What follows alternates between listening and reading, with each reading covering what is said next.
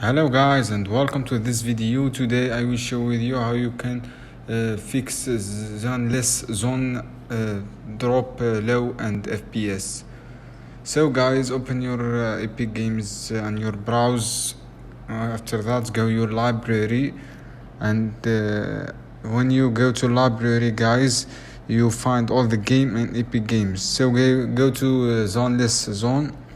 And I don't have guys my Epic Games library, so you on your device go to 3 points and go to the manage. Okay, after that enable this option guys.